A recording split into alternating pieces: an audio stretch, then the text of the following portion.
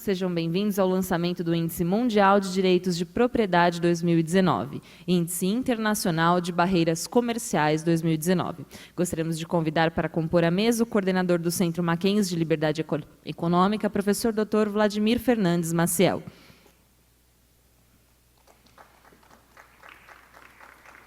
E convidamos as autoridades da Property Rights Alliance, diretor executivo Dr. Lorenzo Montanari, o analista de política e de propriedade intelectual e comércio internacional, professor Philip Thompson, e o bolsista da Property Rights Alliance, professor Maurício Bento.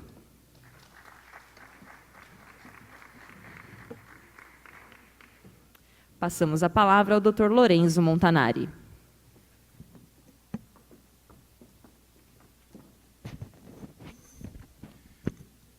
Bom dia. This is my Portuguese. Good morning, everyone.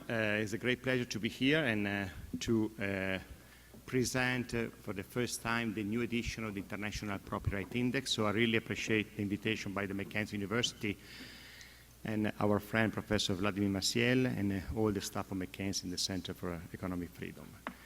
We just recently launched the new index on October 16, so this is really the first time we are presenting the index here in Brazil. Property Rights Alliance was founded in 2005 with the main goal to promote around the world the protection of property right, intellectual property right, and the rule of law.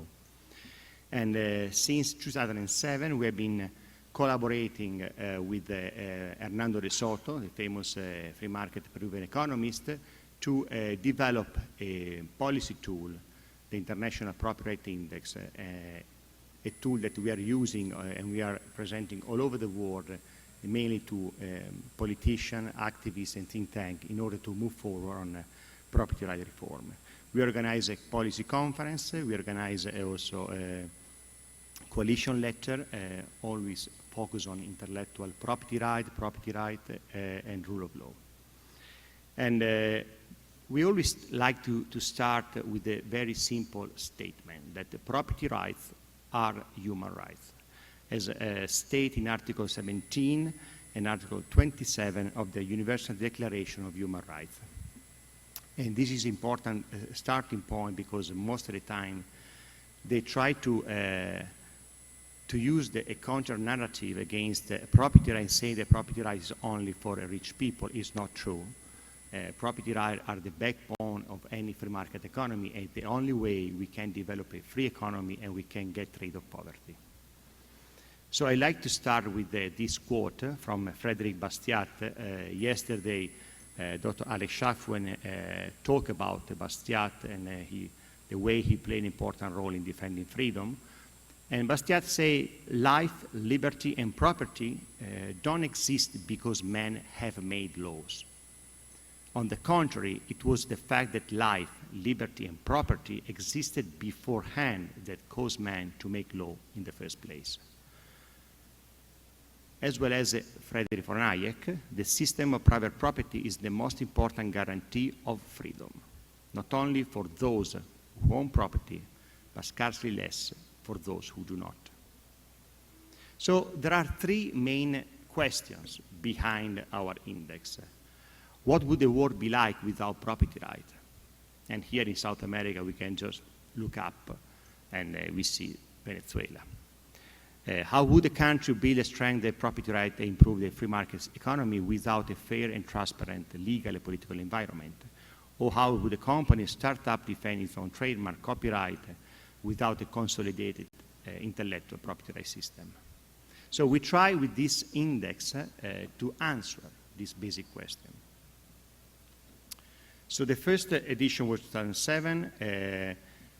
As I mentioned before, it was possible thanks to the collaboration with Hernando de Soto. We developed the Hernando de Soto Fellowship. So since 2007, we have been working with different economists. In 2015, we started working only with Professor Sally Levy-Carciente. She's the former dean of the Central University of Venezuela, and senior fellow at the Boston University, and also one of the directors of the Venezuelan free market think tank, CEDICE. And in this index, we measure three components: the legal, political environment, physical property right, and intellectual property right. We partner with more than 118 think tanks, and we have the honor to have a McKinsey, the Center for Economic Freedom, as a main partner here in Brazil, and Istituto Liberdade in Porto Alegre. We also publish a different case study, and we are pleasure to have Vladimir and his team to wrote a case study on the telecom reform and innovation in Brazil for this edition. And this year we analyze 129 countries. So every year we host the introduction by Hernando de Soto, why this index is important. And every time he likes to highlight an important message that the poor property right ecosystem keep the 9.3 billion in capital owned by the other 6 million people essentially dead. And this is most of the time because the informal economy, because people, they are not able to be a legally entrepreneur, so because of lack of property right. And if you can go through what Hernando de Soto have done in Peru all over the world, you see that he is always pushing for property right reform, as he was able in Peru in the early 90s. And thanks to his reform, the Peruvian government was able to defeat the Sendero Luminoso, the guerrilla, the communist guerrilla, and legalize more than 500,000 informal small and medium enterprise.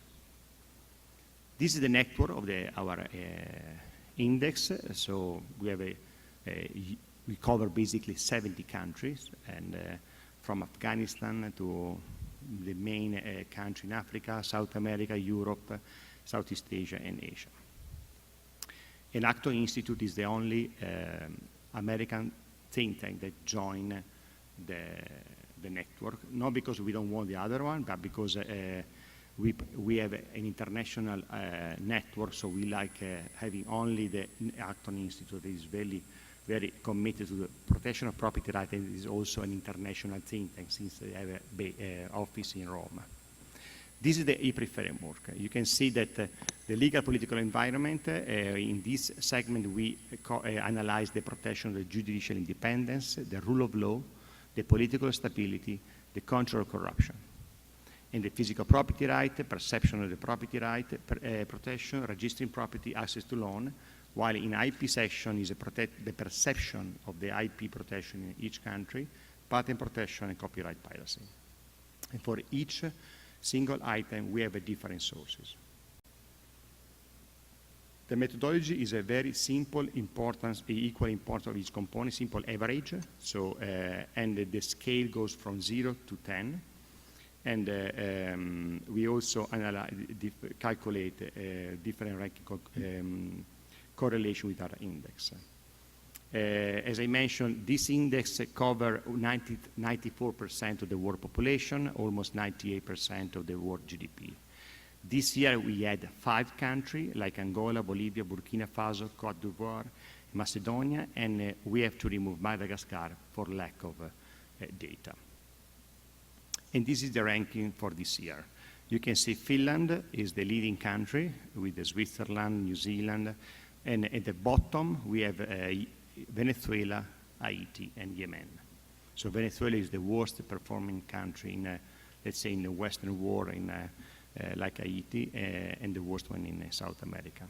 And Brazil is number 62, but we're going to focus on Brazil a little bit later.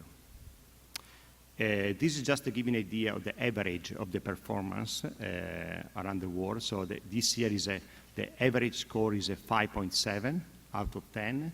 The legal political environment is a 5.1, physical property right 6.4, and IP, intellectual property right, is a 5.5. Top 15, as I mentioned before, Finland, Switzerland, New Zealand, Singapore is the leading country, the best performing country in Asia, Australia, Japan, Sweden, Norway, Luxembourg, Netherlands, Canada, USA, Denmark, Austria, and UK.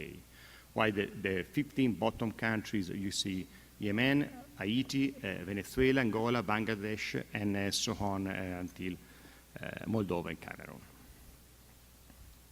You can see very quickly who improved in the top 15. Finland stay stable, Switzerland, New Zealand, Singapore, Australia, Japan improve, Sweden, Norway, Luxembourg, Netherlands, they decrease in terms of performance, and Canada as well. United States, for the first time in the last 3-4 years, they improve.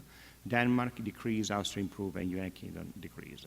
We are talking about the top 15 countries, so there are very small difference between the score, but it's important to understand who is the best performing, who is moving forward on property right or IP reform. In the next slide, we show you why, in which way property rights are important from a geographical region, trade agreement. And you see that countries where they have a strong protection of property rights, they have a better performance in terms of economic performance and also better trade agreement. You can see here Oceania, North America, European Union are the three best region in terms of protection of property right and all item, and the rest is South America, Asia, Africa, and Central America. Same for the developing group divided by the IMF. You can see advanced economy, the Commonwealth of Independent States, emerging developing Asia. You see that the advanced economy, mainly Europe, Oceania, and North America, they confirm the protection of IP property right and rule of law in allowed strong economic growth. Same for the income group. You can see the same result. Country, they have a strong, or economy, they have a strong protection of property, they have a higher income country. Same for the agreement. You can see the European Union, OECD country, NAFTA, is still NAFTA, even if they're going to change very soon. So they are the best performing area thanks to free trade agreement that are moving, they're protecting mainly IP property right. And also our economists focus also the impact of the property right protection on population. And you can see the average, the majority of the people, they live in a country where the protection of property right is between 4.5 and 6.5. 40% of the people all over the world, they live in a country with a low protection of property right in IP.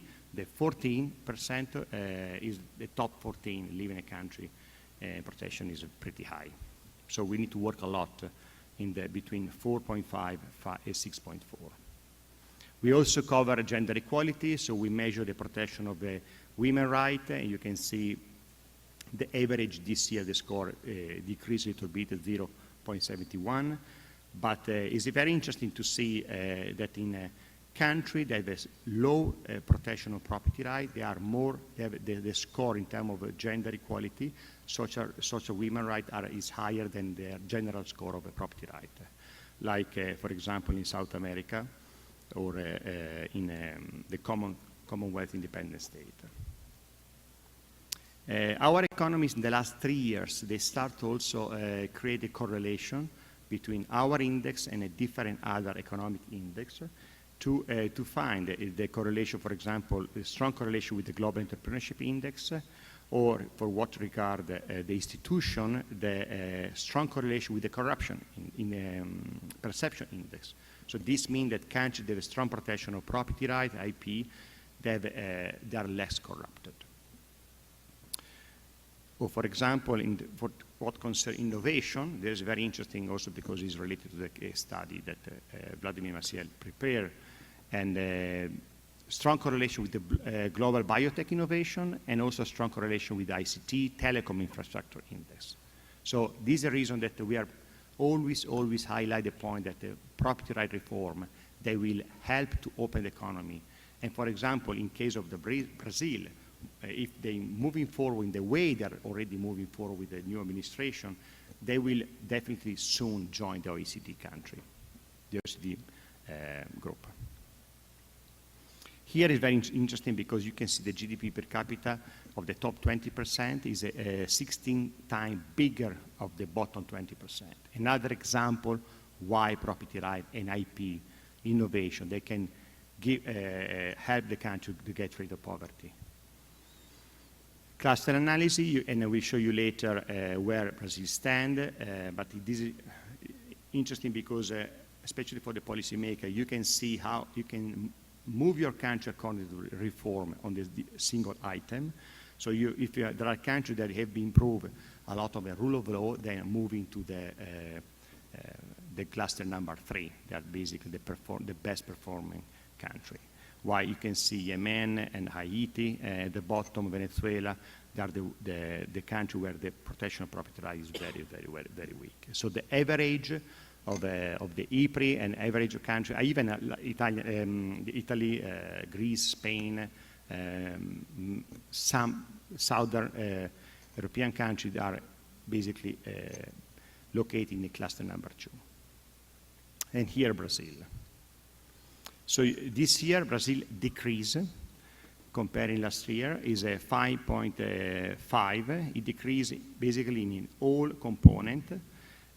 You can see legal political environment is 4.3, physical property rights 6.0 from 6.2, and also the intellectual property right decreased from 6.3 to 6.2. If you compare with the average score, you see that Brazil is now number 62, so is in the middle of the ranking, but is number 3 in the region. Just this is a graphic to give you an idea the performance according to our index. Same, this is the overall score. You can see the performance of Brazil from 2007 to 2018. You can see that today is number 62, 7 in the region, and last year in 2018 it was number 55. So he lost a couple of positions. So there is of course, we always to be optimistic. I'm sure that with this new economic reform, will make Brazil more competitive and next year will definitely improve. Same for the legal political environment. You can see the performance. Physical property right. There is a strong protection of registered property in Brazil. The score is almost 8.9. It's really, really good. But there are the performance is pretty low for the legal political environment and intellectual property right. You can see the same. It's a 38 and 4 in the region. And here just an overview of Brazil performance from 2007. You can see that the best year was last year, 5.746. This is 5.5. So but it's still high comparing the 2007. So this means that anyway there was an improvement in terms of property right protection seen in the last years. Same Brazil comparing other countries. You can see that is almost of the average of the world protection of property right, but definitely is less than Chile, for example. This is the best performing country in South America, together with Costa Rica. And in the cluster, you can see where Brazil is placed in the cluster analysis, cluster number 2. So they need to cross the line and move forward to the cluster number 3, with just few reform on rule of law, judicial independence, and IP protection. And here is the list of case study.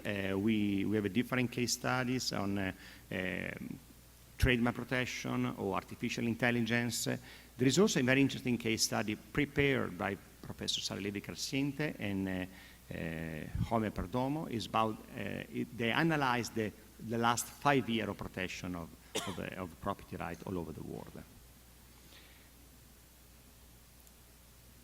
And this should be supposed to have the cover of your case study. I don't know what's happened, but this is the presentation.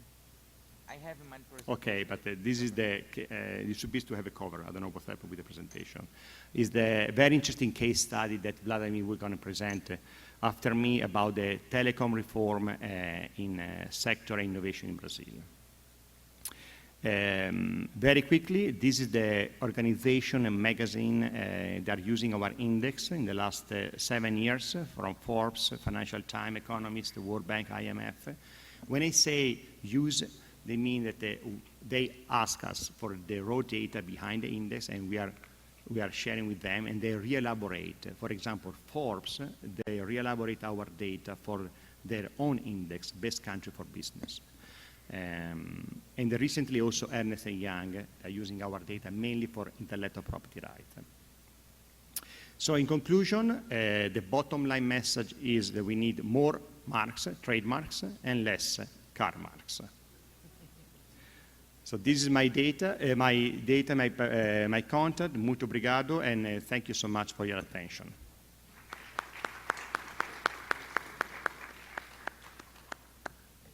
Dando continuidade, eu vou apresentar o estudo de caso que foi desenvolvido aqui no âmbito do Centro Mackenzie de Liberdade Econômica e do mestrado profissional em Economia e Mercados. Esse é um trabalho que está relacionado a uma dissertação de mestrado. O nosso bolsista de pesquisa do centro, financiado pelo Itaú, o Julian, que está aqui na plateia, o professor Álvaro, que também é o coautor e orientador do Julian, e eu, fruto aí do trabalho do Julian e dessa provocação que o Lorenzo nos fez sobre a questão de inovação e direitos de propriedade, a gente juntou, como diríamos, a fome e a vontade de comer, e a gente produziu esse estudo de caso, que ilustra a questão aplicada das várias dimensões que estão relacionadas ao direito de propriedade, num setor que é vital hoje para a vida da gente, né, e as distorções que existem no país. E ao contar esse caso, a gente acaba abrindo uma janela para entender coisas que acontecem nos demais setores da economia, não exatamente da mesma forma, mas um problema institucional. Lorenzo, here's the cover, so it's okay. O estudo de caso, essa é a capa do estudo de caso que foi publicado. Eu agradeço muito de antemão, desde 2016, nós conhecemos o Lorenzo, o professor Liliane, e eu na Montpellier de Miami, em 2016, e desde então o centro recém-criado, a gente formou uma parceria, e paulatinamente, ano a ano, a gente tem entrosado mais as nossas atividades. Esse estudo de caso foi produzido agora esse semestre, mas no semestre passado a gente realizou aqui um encontro sobre inovação, um summit sobre inovação, também com a Property Rights Alliance. Então, a ideia é que, com essas parcerias internacionais, o centro consiga, primeiro, fazer uma reflexão sobre o país, dialogando com os demais países do mundo, ou seja, não olhando o Brasil como uma jabuticaba, e mais ainda, a gente consiga também levar o nome da nossa universidade, das nossas pesquisas, para fora dos muros, né, que é um desafio muito grande, né, se tornar lido, né, não só pelos nossos colegas e pares, mas também se tornar lido pelas pessoas que estão interessadas em saber mais sobre o Brasil. A primeira parte do estudo de caso fala desse momento que nós estamos vivendo, da economia digital e da revolução da informação. O grande ponto é que a gente tem, com o avanço da tecnologia de telecomunicações, a convergência de mídias. Isso parece uma coisa bonita de falar, né? Então, a gente fala convergência de mídias, mas o que significa isso na prática?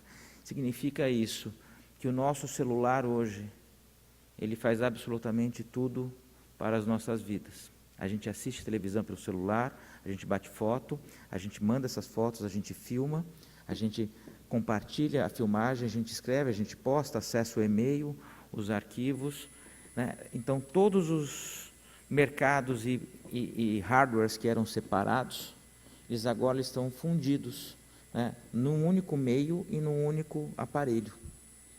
E isso só foi possível com o avanço da tecnologia e principalmente da capacidade de processamento, armazenamento e transmissão de dados. E aquilo que eram mercados separados, agora se confundem. E qual é o grande problema? O grande problema é que a gente tem uma estrutura que está pensando, olhando para o retrovisor, para trás. Então, o marco regulatório fundamental de telecom no Brasil é de 2011, que já foi um avanço à época, mas um avanço correndo atrás do prejuízo. Então, quando o marco foi colocado em operação, já estava defasado. Então, só para contar uma experiência, né? Há 10 anos atrás eu não morava aqui no Brasil, eu estava morando nos Estados Unidos, e não fazia sentido, eu era um estudante, em ter uma linha de telefone fixa. Então, já não tinha linha de telefone fixa, eu já utilizava um telefonezinho muito ruim de qualidade o equipamento, né, naquela época, mas funcionava razoavelmente bem o telefone do Skype, uma espécie de um celular que era ligado ao Skype. E eu gastava uma parte da minha bolsa da CAPES, aliás, 10% da minha bolsa da CAPES, para ter um pacote bacana que me desse internet rápida e televisão por assinatura. Aí eu pagava separadamente, eu tinha um chip de celular pré-pago, que eu carregava periodicamente, né, para fazer, né, as ligações e mandar SMS. Né, não havia ainda, estava começando o smartphone não era tão popular. Eu me lembro que a época o meu celular era um BlackBerry, né, que era o máximo, porque você podia digitar e mandar uma mensagem. Tinha um teclado igual de um computador, de uma máquina de escrever, pequenininho. Esse era o suprassumo da tecnologia. Passado 10 anos, a forma como a gente consome esses serviços é diferente. Na verdade, hoje, eu tenho uma conta de telefone fixo que eu não consigo separar do meu pacote. Eu tenho um pacote único que tem telefonia celular, televisão a cabo e internet. Fundamentalmente, o que mais me importa nesse pacote é a mobilidade de dados no celular e a banda larga na minha casa. O demais eu sou obrigado a comprar. Se eu pudesse fazer uma escolha hoje, se não tivesse estratégias de preço entre as empresas, até parte fruto da regulação, né, minha compra hoje seria, e eu acredito que da maioria, simplesmente pacote de dados, seja banda larga cabeada, seja, né, via aérea. Então, a gente, há 10 anos atrás, se preocupava em lembrar na televisão que horário na TV a cabo ia passar determinada série ou determinado filme. A gente usava muito pouco o YouTube, por exemplo. A gente compartilhava muito pouca foto. Você batia até foto pelo celular, mas aí você descarregava no computador. E filme era impossível, porque filme era muito grande. No Brasil ainda, que uma boa parte da população não tinha acesso à conexão de maior qualidade, conectar-se à internet era fazer via dial-up, ou seja, discando, na internet de escada, ou uma internet via banda de celular muito devagar. Em 10 anos, isso mudou tremendamente. E hoje é impressionante, qualquer transporte público, qualquer momento que a gente está coletivamente num restaurante, está todo mundo olhando para o seu celular, assistindo um filme, ou lendo alguma coisa, ou compartilhando alguma coisa.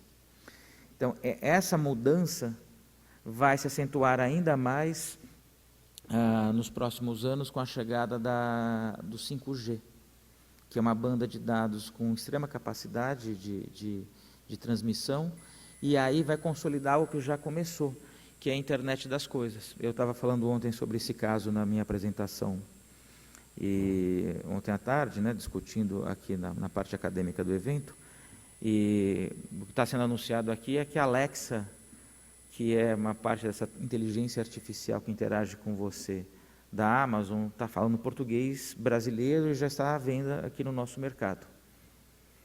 O que significa que se você tiver geladeira e outros eletrodomésticos, a sua rede elétrica já modernizada, você comanda tudo conversando com a Alexa, seja fisicamente, seja mandando uma mensagem para ela pelo telefone celular. Eu quero, então, o consumo de dados, a forma como a gente utiliza os eletrodomésticos e futuramente roupas, né, pesquisas aqui do grafeno mostram que você vai ter, já está sendo elaborado roupa com sensoriamento. Se tiver algum problema cardíaco, a própria roupa detecta e já manda um sinal para o plano de saúde que você tem, né, avisando que você teve uma parada cardíaca. Isso via tecnologia de grafeno transportando energia e telecomunicação e sensoriamento. O que significa que a forma como a gente consome, aqueles mercados em separado, eles vão sendo fundidos. E a regulação ainda está com a cabeça no passado. Uma parte dessa revolução, obviamente, que é do lado da tecnologia, que está permitindo esse avanço. Então, no Brasil, a gente tem a maior parte dos acessos à internet é devido, a maior parte, às bandas 3G e 4G. Não é o computador em casa. Né? Então, a maior parte dos brasileiros usam a internet pelo celular.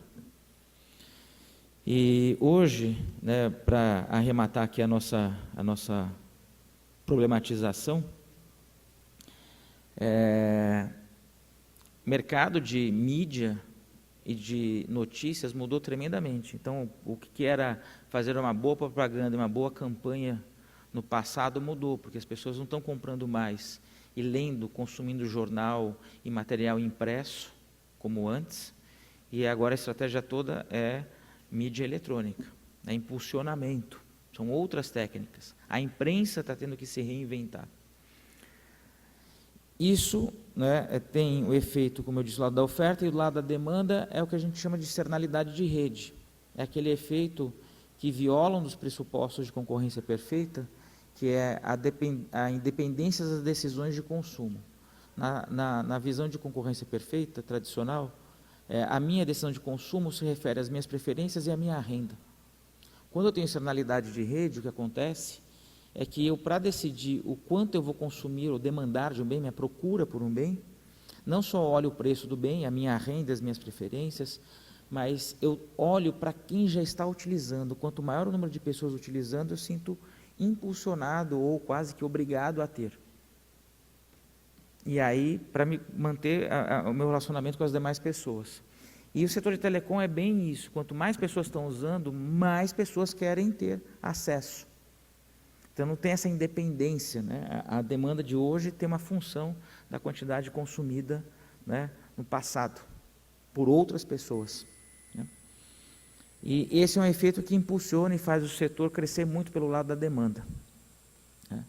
Do ponto de vista do que significou isso no Brasil, é um dos casos, quando alguém sempre reclama de privatização ou de coisas assim, a gente sempre lembra, né, que quem tem mais idade como eu, que era a fila para se inscrever num plano de expansão de telefonia de uma empresa estatal, que demorava-se alguns anos. O telefone era tão escasso que um bom investimento para uma família, se tivesse dinheiro poupado, era comprar uma segunda linha de telefone e alugar essa linha.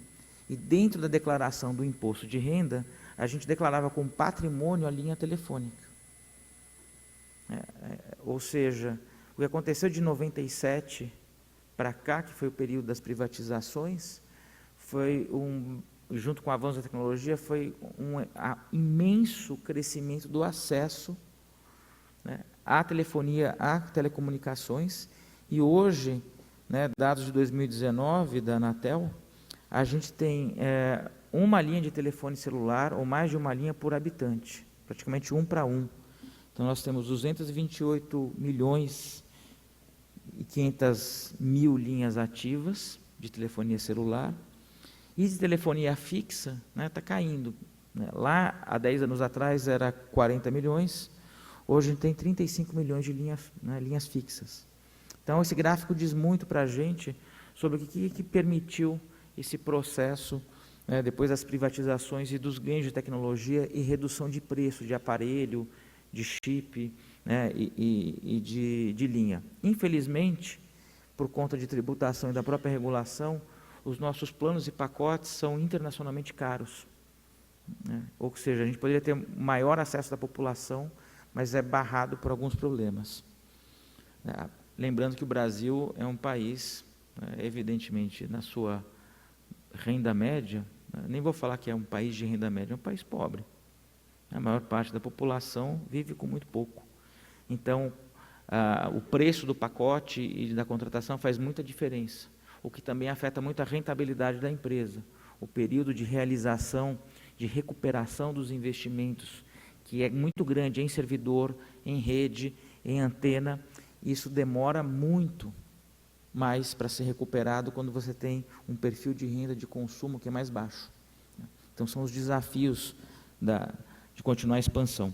E aí o marco regulatório do Brasil, ele não se adaptou, tanto não se adaptou ao aumento de demanda, que foi muito forte, como não está adaptado ao que aconteceu com essa popularização da internet e principalmente da banda do 4G, que é o streaming. Hoje a gente assiste, mesmo televisão aberta, nós assistimos os programas a hora que queremos pelo celular, ou pelo tablet, ou o que seja, né? Mas a gente não está conectado, não está naquele horário na televisão. E o serviço de streaming é algo super complexo que tem criado hoje alguns desafios, porque ele demanda uma quantidade de armazenamento de transmissão, ou seja, de investimento em infraestrutura grande, e os marcos regulatórios ainda tratam separado. Então, o mercado de televisão é uma coisa, o mercado de internet é outra. Mas, na prática, eles se fundiram.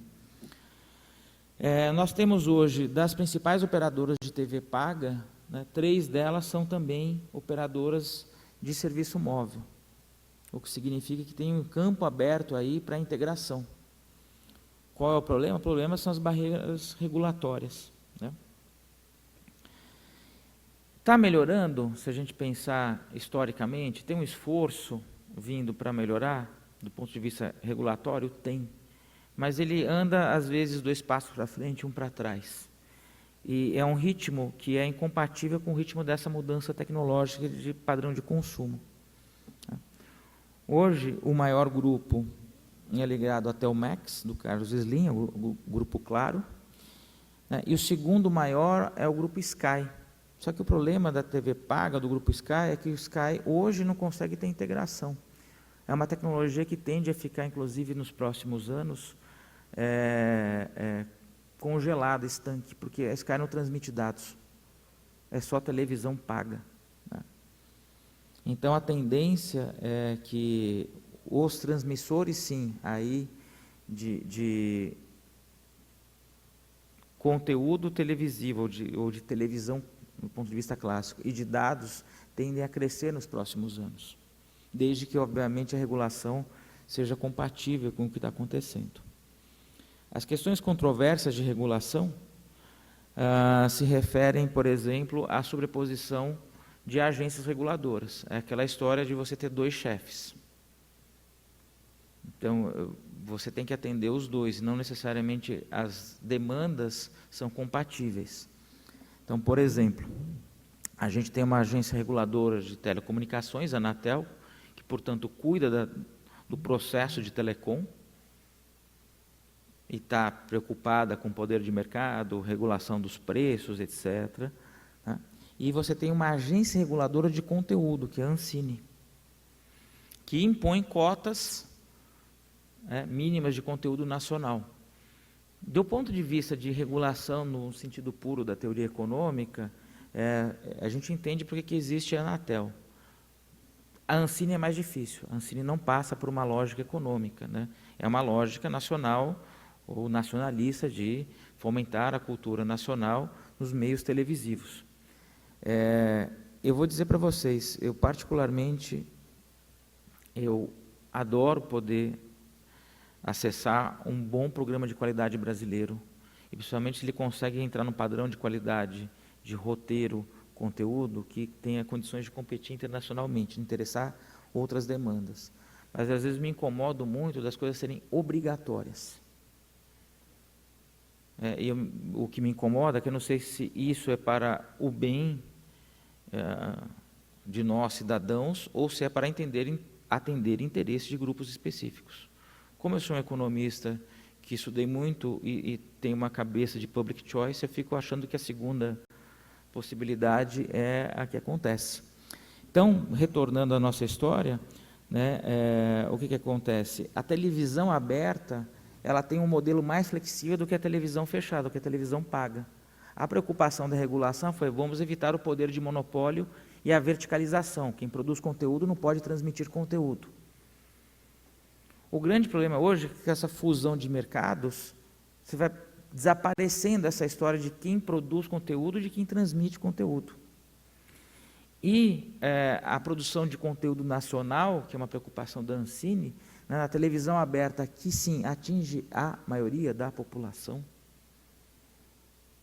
é o que domina a grade das televisões.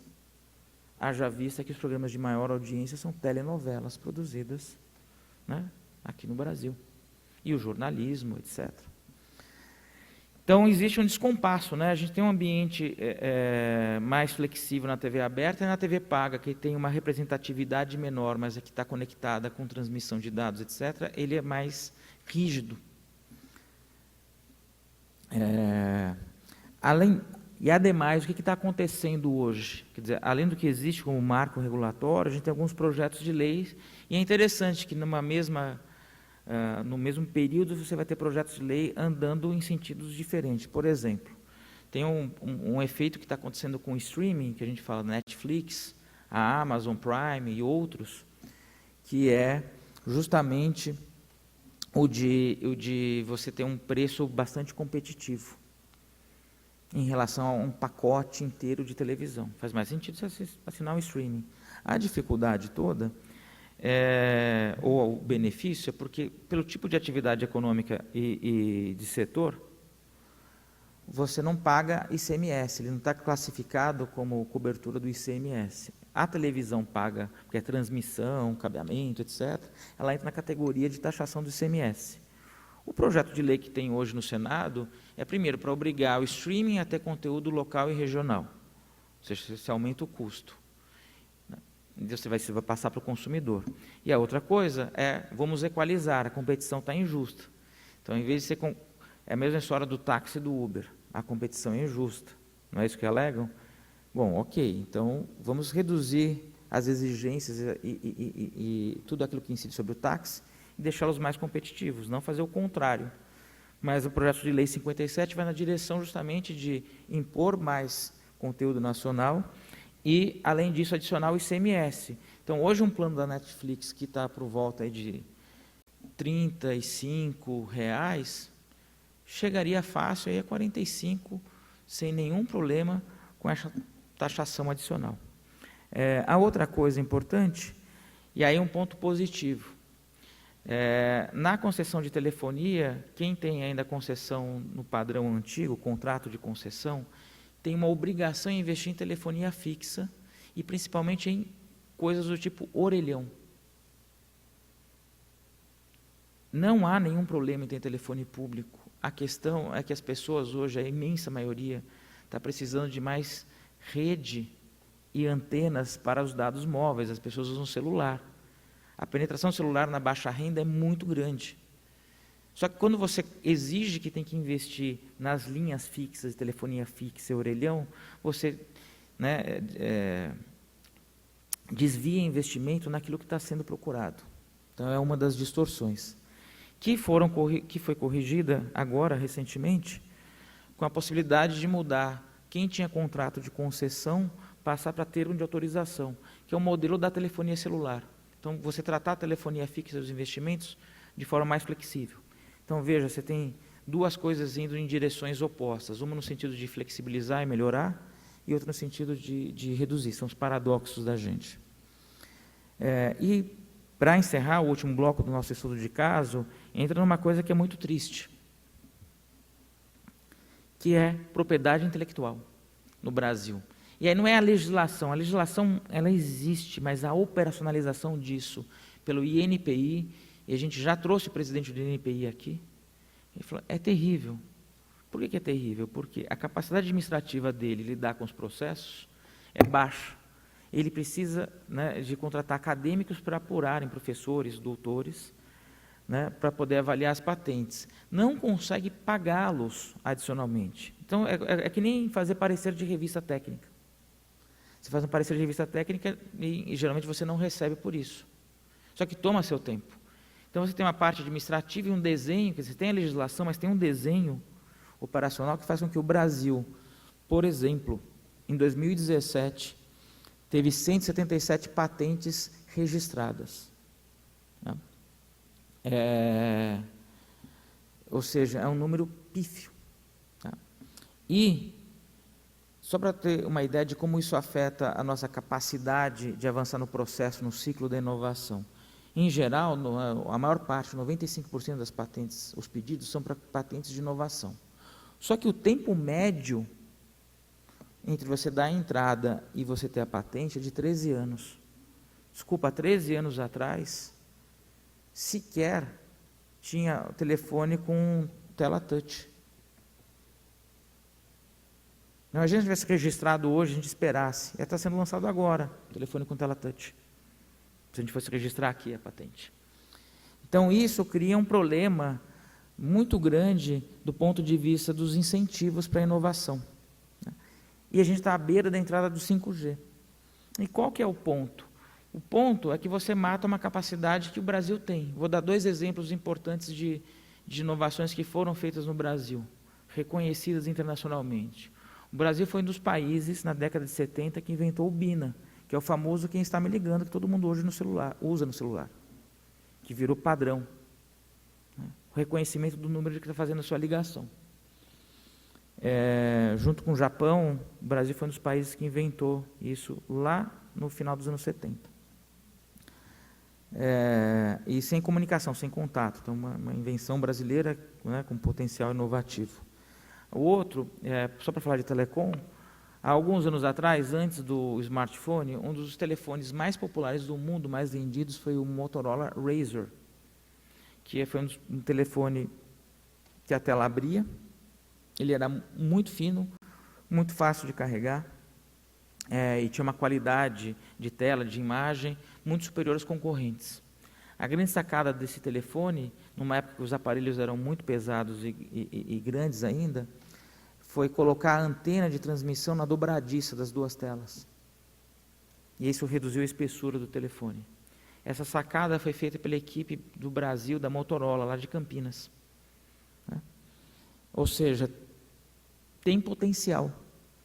Agora, se você não tem condições de realizar esse potencial, a gente fica aí na fila de um momento de mudança. Quando entrar o 5G, uma série de inovações vão ocorrer, ou tem potencial de ocorrer, e a gente não consegue fazê-las aqui no país. No final, a gente acaba importando. Então, esse é o tempo médio de espera do Brasil. Olha só, Brasil, 95 meses, enquanto que a Rússia, a Ucrânia, vamos pegar a Rússia, né, que veio, Rússia, símbolo extremo do socialismo, né, ex-União Soviética, a base central dela, né, 9 meses, uma baita de uma diferença. Ou vamos colocar aqui o México, que é latino-americano e grande, uma economia de mesmo porte, comparável com o Brasil, os nossos 95 meses são 36 no México. Bom, o estudo de caso, eu já tomei muito tempo, mas era para mostrar o seguinte, que do ponto de vista dos direitos de propriedade, da capacidade de inovação num setor tão fundamental hoje, a gente ainda precisa avançar, e avançar nos marcos regulatórios e jurídicos.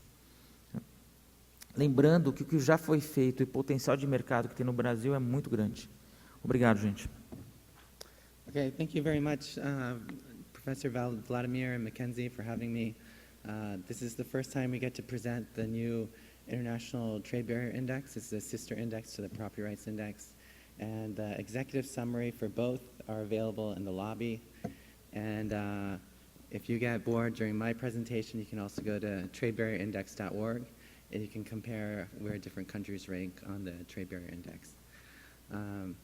I picked Brazil to introduce the Trade Barrier Index because, as many of you might guess, it's probably not really great as a free trade country, but there's a lot of political process going on in Brazil right now, especially trade agreements being negotiated with the European Union, trade agreements being negotiated with the United States, where there's a lot of opportunity for Brazil to reduce trade barriers. And I think if we use the index as the model, it can be a roadmap about which barriers are the most restrictive, and we can prioritize reducing.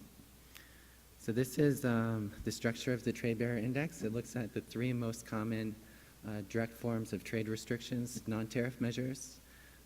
These are different rules and regulations that add cost and time to importing, tariffs, and the services restrictions.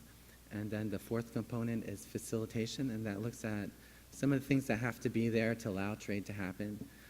For instance, property rights, the score there comes from the Property Rights Index. It looks at logistics performance, so are ports working correctly, or are they adding additional cost in processing? Are the customs rules clear for shippers to comply with the different rules? And it looks at the number of regional trade agreements that a country is a part of. And the 4th component there is digital restrictions. because it's really almost impossible to have any type of economic transaction today that doesn't have an e-component or a data component. But a lot of countries right now, Professor Vladimir talked about some of those in Brazil, that are adding different types of rules that prevent the free flow of data. So we have the data component there. So in total, the index looks at 86 countries. Brazil is 77th. On the index ranking, it's different from the property rights score. You have to have the lower score indicates the least trade barriers, the higher score, the most trade barriers. The countries that have the least is Singapore and Hong Kong, because they have really zero tariffs. They have some services restrictions, non-tariff measures, so even they can improve. And in last place, you have China and you have India.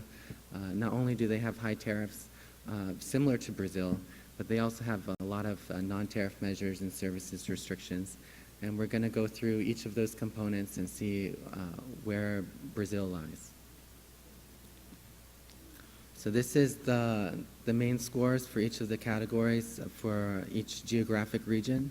And Brazil is by itself, so you can see Brazil's score is above the average for the rest of the world. And the worst score for Brazil is the tariff component. And this is Brazil with its income group, lower middle income countries in Latin America. Its score also above its peers in those groups. And then this is Brazil with the Mercosur countries. I told my pronunciation is exceptional. And so you can see Latin America, the Mercosur countries, their tariff restrictions, their trade restrictions still above the average for Latin America. And Brazil's score is worst of all of them. And so first, this is the tariff component. And the most restrictive measure in the tariff component for Brazil is going to be the number of, we look at 3 indicators for the tariff component. The number of, the percent of lines that are duty-free, the total number of tariff lines, and the most favored nation average tariff rate. This is the rate that all imports have to, are subject to the most favored nation tariff rate unless a regional trade agreement applies for a preferential rate. So to give you some context, a country that is more trade-oriented, like the United States on the index is only 55, so it's not a completely free trade country. But in the tariff section, the United States does pretty well. Our most favored nation average tariff rate is only 3.4%, but it's 13% in Brazil. In the United States, almost half of our lines are duty-free, and Brazil, only 5% of lines are duty-free. This 13.4% is a little bit misleading because it's an average. The most common tariff rate in Brazil is 35%, and so I've picked some of the key different tariff lines here so you can see what's subject to the most tariffs. Of course, Brazil nuts has the highest tariff rate. The country doesn't want anybody eating Brazil nuts that come from somewhere else, so it's 55%. Fruits, there's 136 lines, the average rate is 12%. So footwear, the average rate is 32%, but there are 36 lines about footwear. They differentiate on what they're made out of, whether they're waterproof, whether they're boots or sandals. So for 29 of those 36 lines, 29 are at 35%. So if you are wearing a shoe right now and it was imported, there's a 35% tax on that. And then blankets, there's 64 different lines about blankets, and they differentiate on if they're made of wool or cotton and stuff, but they're all 35%. And if you wear clothes and your clothes got imported, it's 35%. Any type of clothes you can think of, jackets, suits, baby clothes, underwear, it's all 35%. Anything that has wheels on it, from cars, trucks, buses, there's 155 lines in this category, but 63 of them are 35%, and that includes the most common regular types of cars. I think that's why, this is my first time in Brazil, but this is, I think, why I see a lot of used cars, a lot of older cars, because it's just added costs. I think a lot of companies have chosen to come here to produce cars here, but cars are much cheaper in different places in the world. So this is the tariff component. Next, we look at non-tariff measures. Non-tariff measures come in 8 different categories. They add the different types of costs and time to importing. All non-tariff measures are associated with goods. So here's the 8 different types of measures. We have contingent protective measures. These are like anti-dumping duties, export-related controls, pre-shipment inspections, price controls, quantity controls. SPS is sanitary measures, mostly in regards to agriculture. And then TBT is technical barriers to trade. And you can see Brazil isn't last, like in tariffs, but it's above the average for most of the world and its protections. And the measure looks at the number of measures that are applied bilaterally and the number of measures that are applied to all countries. This is the same graph, so you can see Brazil. So the countries that are worse in this category are actually China and the United States. They have thousands of measures. Brazil doesn't have thousands, but in different categories you'll see it has some of the worst scores. This is Brazil with the other income groups. It's still above the average for lower middle income countries, upper middle income countries. Richer countries, Western countries, they tend to have more non-tariff measures applied bilaterally, while lower middle income countries have more measures applied to all countries in general. So this is how it breaks down for Brazil. Brazil has a 10 for, so the worst score for contingent protective measures applied to all countries. The total number in that category is 6, so it's really uncommon for countries to have anti-dumping duties applied to all their trade partners. And then there's quantity controls. These are something like tariff rate quotas, where Brazil has a large number that are applied to all their trade partners. It's really difficult to assess how trade diversionary these non-tariff measures are, how much cost they apply. Any number of these measures can completely block out a certain import from one country. So we're going to talk about the contingent measures and the quantity controls.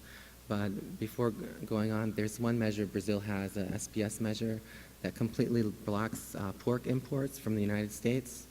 This is because in the United States we clean our pork with a chemical called trichinae. And Brazil said that is not safe for the Brazilian market, even though nobody in the United States is harmed by it. So we say it's not a science-based measure. But so this one measure completely blocks out a whole market. On the other side, in the United States, we've blocked out all beef exports from Brazil. Brazil is one of the largest exporters of frozen beef, and we said it wasn't sanitary enough for our market. So there's little, like, I would say, oversight to how different agencies are using these rules. So they're quite restrictive, sometimes more than tariffs. Here's the different components for Brazil for contingent protective measures. So remember, it had a 10 for measures applied to all countries. The actual, like the raw data, it's 6 because most countries don't have that. And they all apply to steel and aluminum. So this is similar to what Trump has done with steel and aluminum in the United States, but instead of using anti-dumping duties, we said it was a national security situation. Brazil also has a number of these measures applied bilaterally, and the products, I just picked some of them to give you an example. So these are anti-dumping duties. Brazil is saying that they come in such a great supply from these other countries, it's reducing the price in our own market, so we have to protect it with an additional tax. So some of those are table fans from the EU and the USA, frozen potatoes from the EU, different types of resins from India and Korea, powdered milk from the EU and New Zealand, and there's most of them apply to China, but this is just a few that you might overlook. For tariff rate quotas, this is one of the sticky points in negotiations with the United States because these are limitations on how much of a certain commodity can come in with the regular tariff rate, and then an additional like 900% tariff rate would apply to completely restricted. The sticky points are with especially wheat and ethanol, and then There's a whole bunch of different types of licenses you need to import different types of products. Some of the most common ones are non-automatic renewing licenses. So about every 5 months or so, these importers have to go back. They have to go through the bureaucracy to get their import license renewed. And a lot of those apply to if you're importing wine, tobacco, veterinary products, even medicines. And then there's a whole other set of licenses that are called discretionary licenses. There's a lot less rules applied about what you have to do to get this license, what type of paperwork or evidence you need to get the license. And one that stuck out for me was there's even a discretionary license to import toys in Brazil. But most of those other ones are in regards to airplane parts or petrol or gas or something like that. Brazil prohibits totally 3 types of imports. So this is the most restrictive you can be. One is on diamonds that come from Sierra Leone. That's a little bit understandable. One is on imports of wine in containers greater than 5 liters. And so you can see there's a few different licenses required for importing wine. Then there's this prohibition on large containers of wine. And then the third prohibition is on electronic cigarettes. And this is something that millions of people across the world have used. Vaping products, vaping pens, we call them sometimes, because they allow you to have nicotine, but without the combustible smoke in the traditional cigarettes. So people have found they're useful to reduce the harm from cigarettes and sometimes quit smoking totally. So people credit with saving lives, but in Brazil it's totally prohibited from being imported. Next we look at services. So the measure looks at 3 service modes. This is found in the WTO GATS agreement. Mode 1 is cross-border services, a service coming from one country to Brazil. So mostly it's about shipping or delivery, if you think of UPS or delivery service. Mode 3 is commercial presence. These are restrictions on a foreign company starting a business in Brazil. And mode 4 is restrictions on natural persons. These are going to be occupational licensing restrictions or visa restrictions. These can get easily confused, especially if you think about, like, if a doctor is giving advice through email or over the phone, is it a mode 4 restriction or mode 1 restriction? Well, what I have for you is just some of the main types of service restrictions that foreign companies complain about in Brazil. But I think I should mention, so we talked about tariffs and we talked about non-tariff measures. These all apply to goods, physical goods with a tariff line. Services restrictions apply to people. So these are the people that are consulting, marketing, creating, and in a lot of countries the services economy is a lot bigger now than the regular goods economy. So I think Vladimir already mentioned some of the restrictions in the audiovisual and sector that limit ownership in this industry. And there's also this limitation in the financial sector. Foreign subsidiaries have to have a Brazilian national to be part of the management team. And this is what the United States complains about China doing a lot. When we hear coerced technology transfers, these are written and unwritten rules that require, if you're going to do business in China, companies end up having to have a foreign subsidiary with Chinese nationals, and they say this is how intellectual property is stolen. So a lot of countries have this in different sectors. India has a lot of them, but here you see Brazil has some of these restrictions in financial sector and audiovisual sector.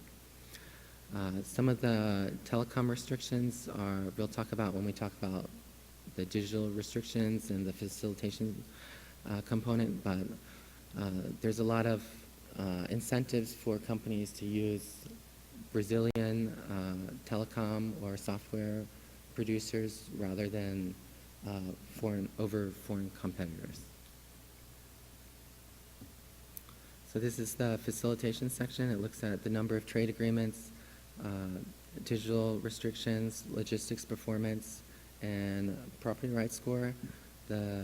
So Brazil here is in the middle compared to the rest of the world, but the most restrictive component is the number of trade agreements that Brazil is part of. This was kind of one of the measures we debated a lot about whether it's important to score countries on how many trade agreements they're a part of, or how do you score trade agreements in general. Because ideally, you'd want countries to just liberate trade unilaterally. But political realities are that trade is less of a governed by economics and more governed by foreign policy and government power. And so most of those trade restrictions today, you see them liberalized through negotiations and trade agreements. So Brazil only has 11 trade agreements. I think the average in the world is about 17. But these are the different countries Brazil has preferential rates with. Most of that is because of the GSDP agreement and the SACU agreement. This is agreements with developing countries and southern African countries. But these aren't the markets that Brazil really trades with. Countries import from the United States, from China, from Europe, from Australia. And so all those countries, imports from like the main markets that are consumer driven, they're all subject to those 35% tariffs. This is a giant trade wall that's really preventing a lot of trade. So there's no trade agreements with the Northern Hemisphere.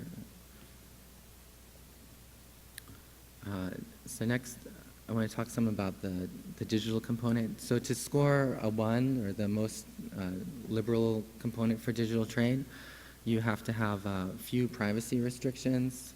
You have to have no backdoor for governments to have encrypted data, no data localization requirements.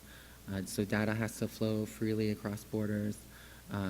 You have to honor the WTO moratorium on digital taxes, so no digital service taxes, no bandwidth neutrality requirements, and you have to have clear intermediate liability, which is platforms, if you think about Facebook or YouTube, these allow, especially in the United States, there's not like a censor about what type of content is loaded, but if I am selling something that's counterfeit on Facebook, it's a law that I'm violating, but not Facebook. So Facebook has intermediate liability. But different countries are making different rules on this. So how it applies to Brazil, we talked about, and Vladimir talked about, there's some restrictions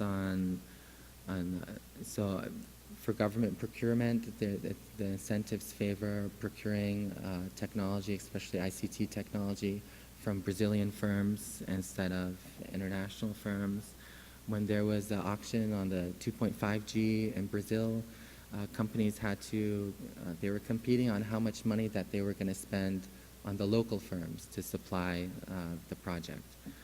And there was recently a data protection authority agency that was formed in Brazil, and if we're not careful, this could make similar rules as the EU has for GDPR, which would govern how companies like Netflix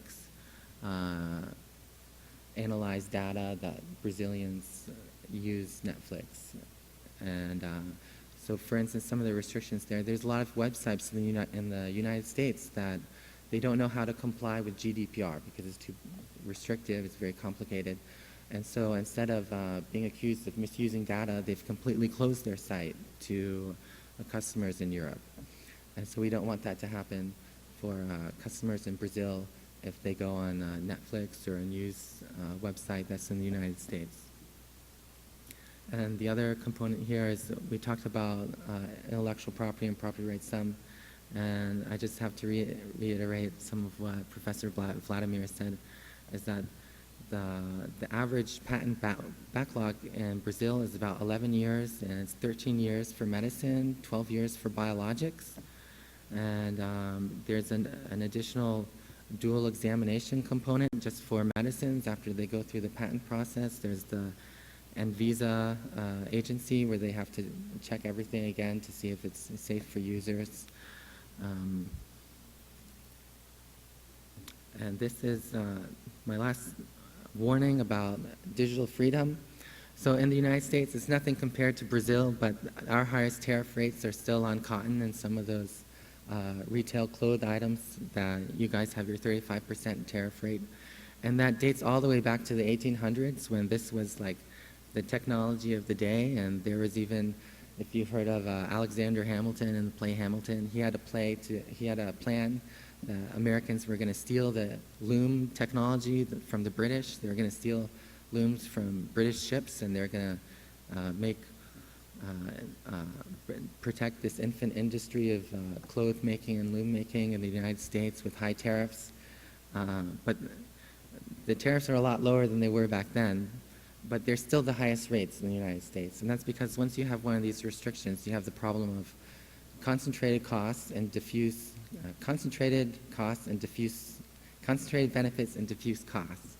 So it's hard to organize a coalition of people that, all the people that wear shoes, because the cost is distributed against everyone, to lobby to reduce this tariff on clothes, to reduce the tariff on shoes. And that's the same kind of dynamic that might happen if these digital restrictions become more popular. They might just be there, and everybody will be subject and pay the cost. It will be hard to organize coalitions to reduce this cost. And that's the Trade Barrier Index. Thank you.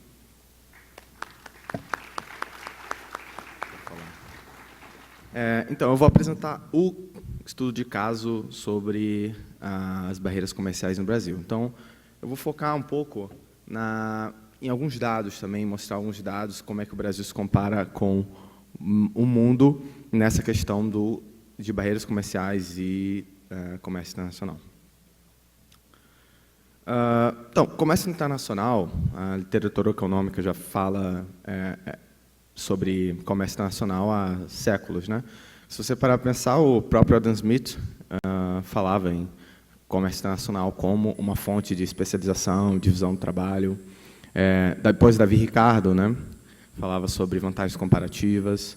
Então, é um debate que já vem de séculos e, interessantemente, é algo que a conclusão não mudou, né? Se você pegar o Adam Smith e o Ricardo, eles vão falar que comércio internacional é fonte de desenvolvimento. Hoje, a maioria dos economistas concorda que comércio internacional, uma abertura econômica, é fonte de desenvolvimento. Inclusive, tem um economista, o Greg Mankiw, né, um economista bem famoso, ele fez uma pesquisa sobre isso, de opinião entre economistas, então mais de 90% dos economistas concordam com essa questão. Então, é algo que não mudou desde Adam Smith. Então, por quê? Porque facilita a acumulação de capital, absorção tecnológica. Então, o exemplo mais claro hoje é a Ásia, né? Você vê a Coreia do Sul, você vê a China, que eles absorveram investimentos e se voltaram para o comércio internacional.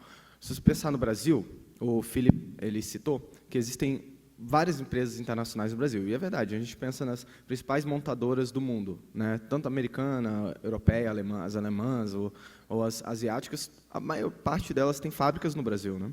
A maior parte delas tem fábricas no Brasil. Só que elas produzem para o mercado brasileiro, né? Elas exportam um pouco, principalmente para o Mercosul. Então, exportam ali para a Argentina, né? Para o Paraguai, Venezuela. A Argentina sendo o único realmente mercado relevante desse, em termos de tamanho. Então, o mercado brasileiro está voltado para 250, menos de 300 milhões de consumidores.